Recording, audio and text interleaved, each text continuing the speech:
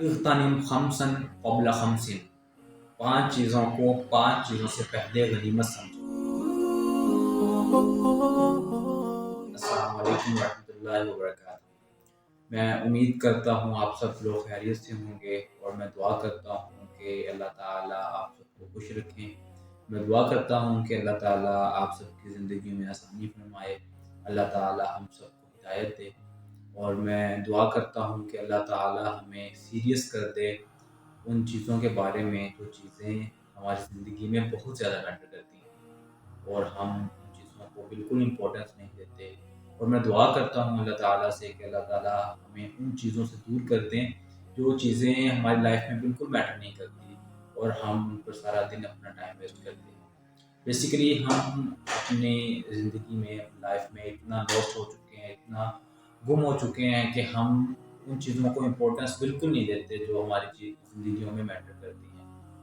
और इसकी वजह से हमारी लाइफ में परेशानियाँ आती हैं, हमारी लाइफ में क्रियोस आता है, हमें प्रॉब्लम्स फेस करनी पड़ती हैं क्योंकि हमने उस चीज़ों को इग्नोर किया हुआ है जो चीज़ें हमारी ज़िंदगी में मैटर करती हैं और हमने उन चीज़ों को फॉलो किया हुआ है जो लाइफ में बिल्कुल मैटर नहीं करती। तो उस हवाले से आज का टॉपिक बहुत इंटरेस्टिंग टॉपिक है, बहुत इम्पोर्टेंट टॉपिक है।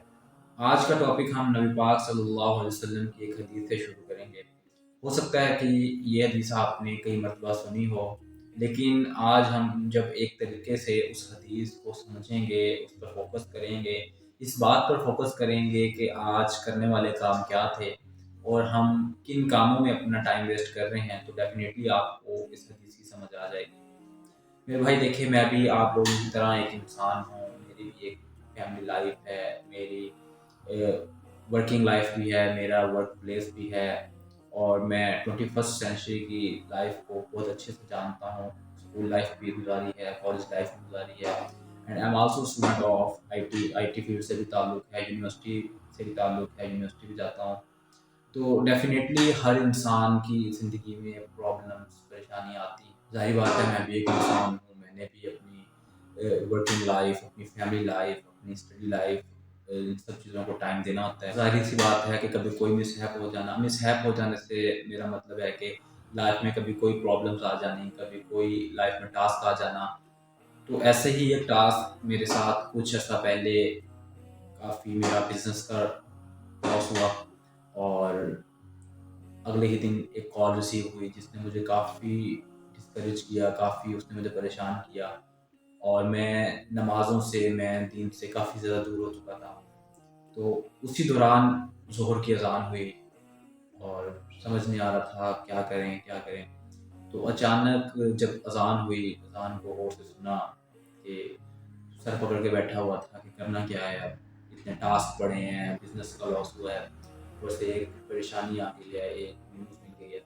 ज़ाहिर बात है हर इंसान की लाइफ में अप एंड डाउन्स आते हैं। तो अज़ान हुई, मैंने अज़ान को तसल्ली से सुना, सोचा क्या करूँ? फिर उठा, उठ के तसल्ली से वज़ू किया, ज़ोहर की नमाज़ अदा की खुशू-खुज़ू के साथ और अल्लाह ताला से दुआ की। और यकीन करें कि मुझे समझ नहीं आई कि मेरे वो जो टास्क थे, उसमें कितना मुझे रिलैक्सेशन मिल गई, कैसे ईज़िली वो मेरे टास्क क्लियर हो गए, कैसे मेरे एग्ज़ाम्स का मुझे स्ट्रेस चल रहा था, एग्ज़ाम्स मेरे कैसे क्लियर हुए। अल्हम्दुलिल्लाह, अल्लाह का लाख-लाख शुक्र है। मुझे उस दिन समझ आ गया कि नमाज़ की ताकत क्या है। मेरा आपको ये वाक़या सुनाने का मकसद ये है कि वो हस्ती जिसको इग्नोर किया ही नहीं जा सकता, जिसको सेकंड नंबर पे रखा ही नहीं जा सकता, जिसको हम सेकंड प्रायोरिटी दे ही नहीं सकते, वो अल्लाह सुब्हानहू व तआला के साथ है। ही इज़ ऑलवेज़ फर्स्ट, उनकी हमेशा फर्स्ट प्रायोरिटी होनी चाहिए। हम ये कोशिश करते हैं कि हम पहले सारे काम ख़त्म करें, फिर हम नमाज़ की तरफ आते हैं।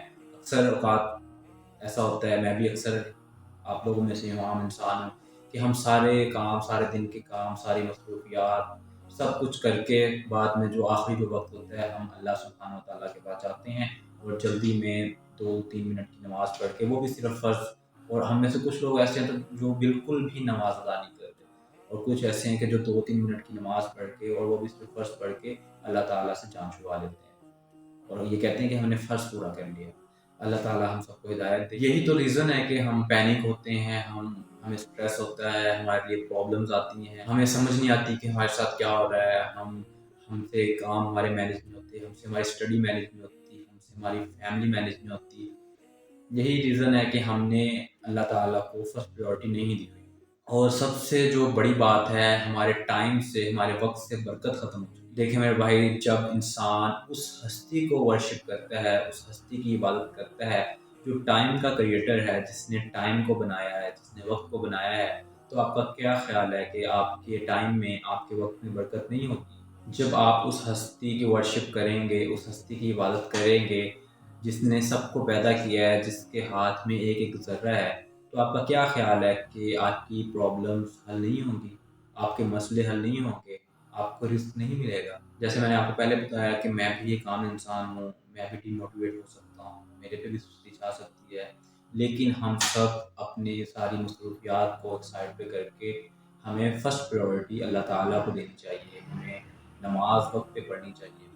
تو جیسے ہی میں نے آپ لوگوں کو بتایا کہ آج کا جو ٹاپک ہے وہ ہم نبی پاک صلی اللہ علیہ وسلم کی حدیث سے شروع کریں گے.